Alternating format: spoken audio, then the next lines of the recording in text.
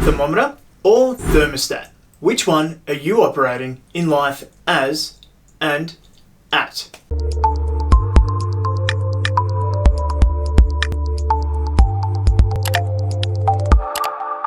Hi guys, I'm Rob Murphy from Holistic Healing Choices. So, today we're having a look at how you're operating in life. Are you more of a thermometer or a thermostat?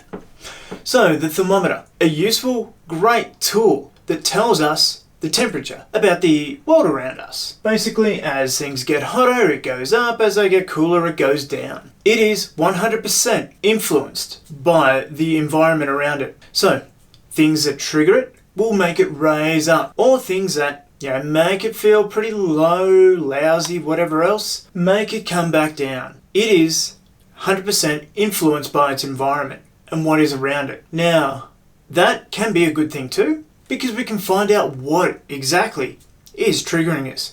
When we allow ourselves to feel whatever it is rise up in us, whether it be anger, sadness, happiness, joy even, we can feel that trigger hitting. So we know what that trigger is. But the thing is, if we're operating as the thermometer, we're not taking that responsibility. We're not doing anything. We're reacting to everything that's around us. So that leads us to being pretty average in our responsibility of taking ownership for our stuff. Because it's always this that's making me angry. It's always them that have triggered me to be this way. It's not my fault. I'm just a product of my environment and reacting to that. So it's a way that you can shelve off that responsibility. Stop making it not so much your problem, but stop making it a responsibility to take care of that problem because it's caused by somebody else. It's somebody else influencing you and how you feel, your mood, and everything else as well. And in that too, it can even just be a memory of the past that triggers you into that way, or something that fires off that anchor of the memory of the past, which is problematic in itself, because how are you ever going to get past that trigger, that thing that makes that rise up for you, if it's in your own mind, in your own head, if it's your own story? Now, the thermostat, on the other hand, it keeps everything at one temperature, and it may have to work hard for that, but it knows its responsibility is to keep everything at that temperature.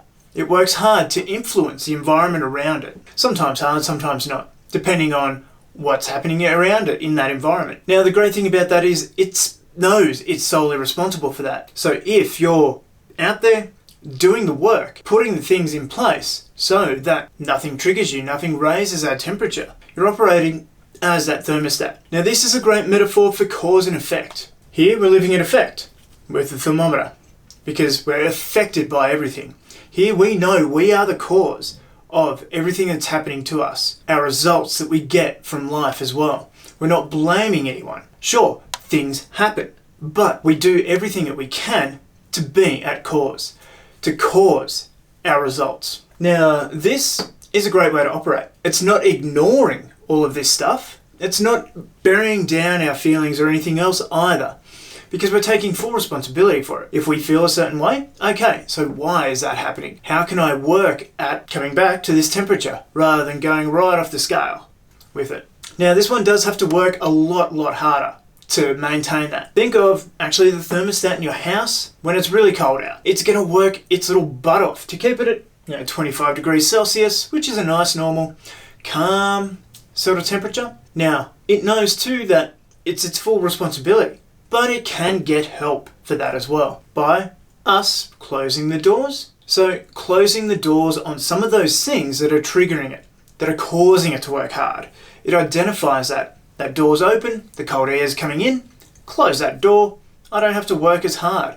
It's a bit of an ease off my mind. So closing that off with your stories as well. So not so much closing the door and forgetting about it completely or ignoring it, but what I mean there is working on it. Working through it, getting through so that door's closed, so it no longer causes that trigger, so it no longer has you affected by your environment in that way. So this can be while you work on your story, and you may need that outside help to help you maintain that constant, calm, responsible temperature. Which brings me to my next point in this video, is that you are not your story. Now, while many of us do take our stories as gospel and use them to help us throughout the day and to motivate us and to help us stay safe, realize that you don't always have to be that. You don't always have to be the survivor of whatever it was, that traumatic experience that you've gone through. Sure, you can be the victim of it, but the point that I'm trying to make here is you can either be really the victim of your story or you can be the hero of it. It may have been a traumatic event, whatever it was that you've gone through. I mean, most of us have something, some way worse than others, but it's all about how our mental reframe goes with that. Are you the hero or are you the victim? Are you the one who's always put down, always looking out for that danger that may or may not be out there? Because if you look for it, you'll find it. It's just a simple fact of our articulated activating system that we will find what we're looking for. It's just like when we go to purchase a new car, then all we see is that car around everywhere. We didn't realize it was there before, but now that we're looking for it, or it's into our awareness, there it is. You will find what you are looking for. So are you going to be the victim or are you going to be the hero of your story? And it's a simple reframe. Here, in this victim mentality, we're beaten down, scared to act, do anything else. But if we reframe and be the hero of our story, now it may be like if you've suffered abuse or anything like that, being the hero of that might sound a little bit weird, but bear with me for a second. As you have survived that experience, you're still here, you're still breathing, you're still here to be an example of what people can overcome. You have overcame this traumatic experience. What else could you possibly be capable of if you've overcome this already? And so that's just a simple little reframe there. We've gone from the victim to I've done this, I've gone through this traumatic experience. These other little things that are causing me so much anguish, heartache, whatever the case may be, and nothing. I've already experienced the worst of the worst, or what I consider to be the worst of the worst, so the rest of this shouldn't affect me. I'm not going to let it affect me, because I am at cause. I am the power in my world.